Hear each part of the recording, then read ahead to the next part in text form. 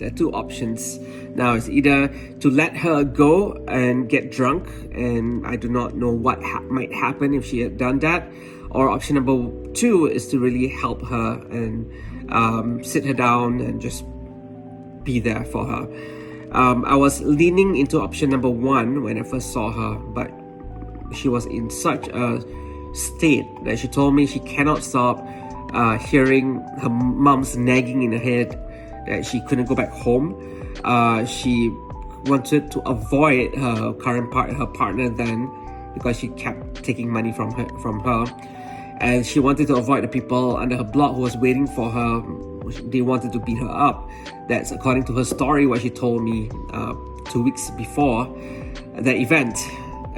Which is, I told her that your life could only be upwards for now, and I said that because I did not want to share what I had, what I've learned in psychology, in how to overcome emotional and mental problems, mainly because I did not want to become the adults that give advice to people and in the end did not really help. In the end, kind of block them from further getting into getting help. And and number two is, I did not know that whatever I've learned can really help her. But I was presented in this situation where I know she's going to get into trouble, because I've seen her before with a busted eye, with a black eye and a busted lip. She was beaten up badly.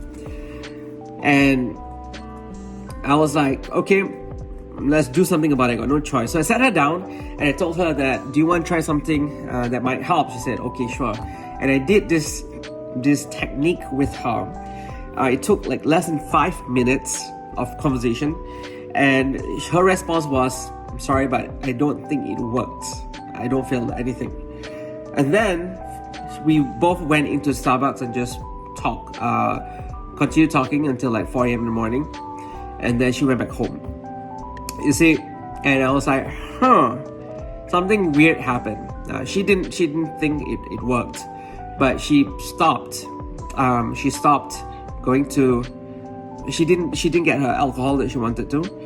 She was laughing. She was having conversation with me. She kind of forgot her troubles, and instantly I thought to myself, "Oh my goodness, what had happened?" All I did was just one tiny technique, and not 10 counseling sessions that I was promised. That my counselor got short on me. Sorry, I'm still quite angsty over that until today. And I thought to myself instantly, oh my goodness, imagine everyone had that skill set.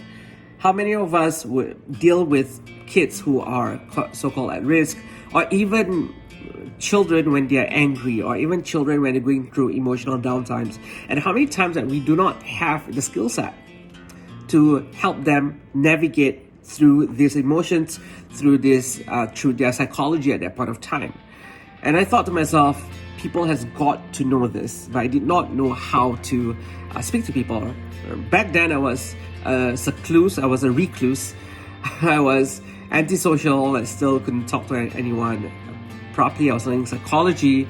I was a gymnastics coach in the daytime for a few hours. And then during nighttime, I'm back in Starbucks, right? So ever since then, I made it a mission that I needed to get professional training in all of this.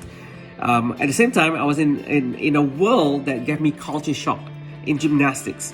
In gymnastics, I had to model after a lot of adults because I was really bad in my own classes. Kids were complaining, kids were getting bored, kids were getting injured, parents were complaining. I got into trouble, my boss got in trouble, and I needed desperately to learn how to communicate with kids. So I was lucky enough to be around really, really awesome people who did not know how awesome they are in terms of communicating with kids. I knew, of course, because I was learning language, I was learning psychology, I was secretly transcribing and copying what they say, writing down every day after work, and then imitating what they say in my own classes, and I saw dramatic change. Can't wait to share them with you in the next episode. For now, just remember, it takes one conversation to derail someone's life or re-rail someone's life. Take care.